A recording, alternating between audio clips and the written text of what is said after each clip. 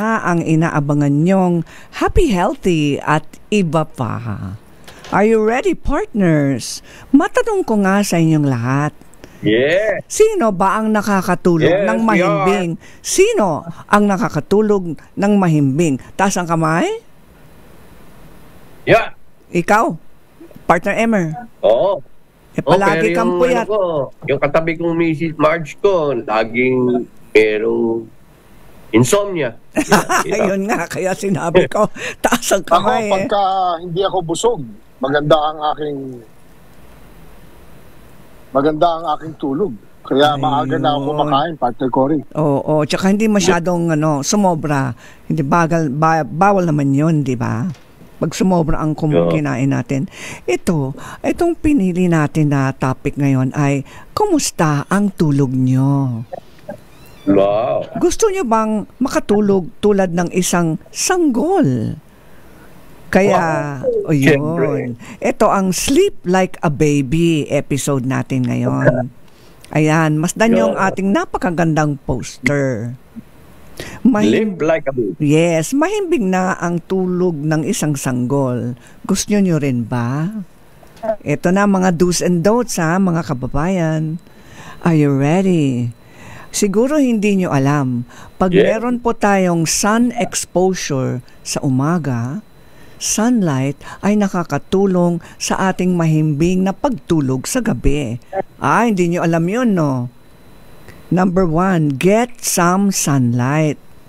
Kahit yung hinahanap na regularity sa ating buhay, yung mga taong may regular schedule, mas nagiging regular din ang oras natin na meron panahon kung alam natin na inaantok na po tayo. Yan ang sinasabi ng mga eksperto. Have a regular schedule every day. And wag niyong baguhin. Pag meron po tayong changes, wag biglaan. You get me? You get me? Kuha nyo? Yes. Okay, number 4. Yes. Bawal talaga kumain ng very heavy meal sa gabi. Sabi nila, ang oo.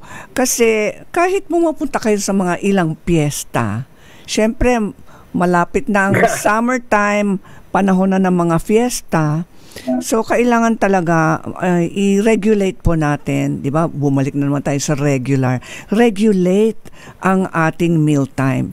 Dapat may breakfast, may lunch, may dinner. At wag naman, after dinner, meron ting dinner ulit. Di ba?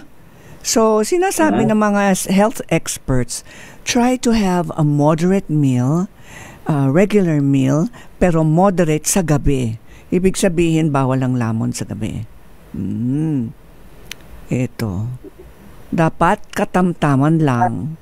Okay? At wag yung mga anli-anli sa gabi. Hindi maganda yan para sa ating bituka. Number 5, mga kababayan. Kailangan talaga, kahit mahirap sundin, itong napakahalagang payo sa mga eksperto, mga health experts. Stop talaga. Can you say stop, partner Emer? Stop. Stop all gadgets 1 hour before bedtime. 1 hour before bedtime dapat stop talaga ang mga gadgets kasi an overexposure sa blue light na i-stimulate ang ating mga mata, overstimulation, at pag panahon na ng bedtime, hindi tayo makakatulog kasi overstimulated ang ating mga mata dahil sa blue light na yan at na-overstimulate din ang ating utak. Kaya sinasabi nila, stop talaga, ihinto ang mga gadgets 1 hour before bedtime. At syempre, wag na wag ilagay. Oo, para sa mga may wifi o mga na work from home na meron silang wifi sa bahay, wag ipakabit ang wifi router sa loob ng ating bedroom. Ayan. Mga gamers, tandaan nyo. Wag daw yun. Kasi yung electromagnetic radiation ay nakaka-disrupt o nakakasira sa ating sleep routine. Yan, alam na ng mga expert. Do not sleep with your mobile phone. Exactly. Sinabi mo. Huwag mo ilagay, lalong-lalo na mga nanay at tatay, yung mga anak natin, yung mga apo natin, huwag i-check nyo talaga sila pag natutulog sila. Yung cellphone, napakalapit sa kanilang utak. Masama po yun. At saka naka-on pa siya. Masama talaga po yun. Kailangan ilayo. Can you say the word ilayo? Ilayo ang mga gadgets sa mga kama, sa mga malapit sa ating mga anak, sa pamilya natin. Okay, ano pa? Ito. In fact, partner, ako as much as possible, wag mo na gamitin yung phone mo as alarm clock. Yes. Yun ang Tama nagiging yun, problema. partner. Oo. Just get a regular alarm clock. Wag yung phone para wala sa tabi mo. That's a very good suggestion, partner Ricky. Number 5, I have 3 minutes to go. Ayan, number 5 yun. Do not put the mobile phone beside you. Number dito, nakalimutan yung number dito. Number 6, stop exposure to blue light when you're about to sleep. Again, uulitin ko po. Stop. Tapos, eto na. Huwag kayong Number 6 yun. Tapos, huwag kayong kumain ng matamis bago matulog. Hindi yan midnight snack. Pampagising ang asukal. Ang daming guilty dito. Kumakain ng ice cream, kumakain ng barkilyos. Guilty kayo. Pa-order pa kayo lecture plan. Sige. Oo, sige kayo. Kasi, pag kumakain po tayo ng sugar, na-i-stimulate ang ating utak. Gising na gising ang utak natin. Kaya kung gusto nyong matulog ng mabuti, huwag kayong kumain ng matamis bago matulog. At saka hindi naman maganda yon kasi tataas ang ating blood sugar. Na ito naman, napaka-importante rin. Pag matutulog po kayo, huwag kayong matulog sa isang silid na napaka well lighted, bukas na bukas lahat ng ilaw. Dapat papatayin lahat ng ilaw. Sleep in a dark room. Ang utak po natin ay nagigising kapag masyadong maliwanag ang kwarto. Nagigising ang ating utak dahil nakikita ng ating mga mata yung ilaw na yon. So, pag nakita ng mga mata natin ang ilaw na yon, papasok yan sa utak natin at sasabihin sa utak, gumising ka. Yan ang sinasabi ng mata sa utak kapag meron tayong sobrang maliwanag na silid bago matulog. Kaya kailangan hanggat maaari patayin lahat ng ilaw. Tapos ito naman, do not exercise at night kung talagang overstimulated kayo. May mga taong kaya nila mag-exercise sa gabi. Ako hindi ko kaya yon. Ako pag umaga lang ang exercise ko. Pero karamihan ng mga taong nag-exercise sa gabi, na-overstimulate din sila. Tapos kung pwede, have a warm bath before bedtime. Nare-relax sa mga muscles at nagiging napakaganda ang tulog po natin. Sleep in a quiet room. Di pwede maingay ang kwarto. At saka kung maingay yung kapitbahay dahil sa karaoke niya, sabihin mo sa kapitbahay, tama na.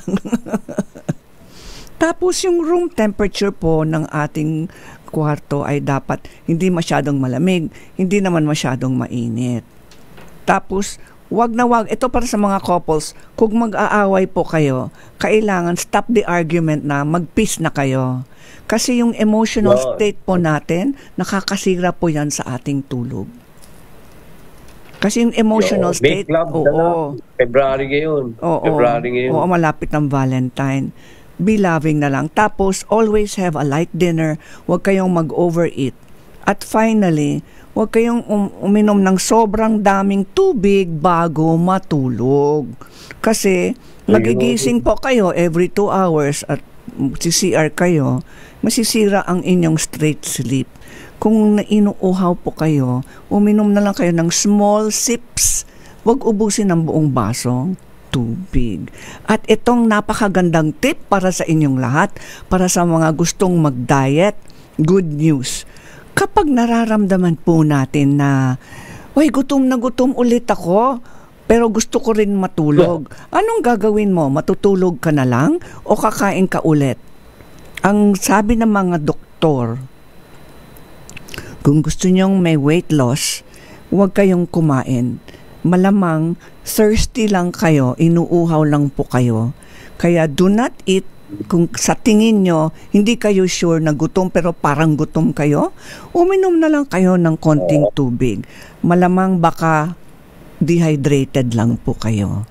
At sa mga taong natutulog na meron silang feeling na parang gutom ako pero parang hindi, paggising sa umaga, you have already lost weight.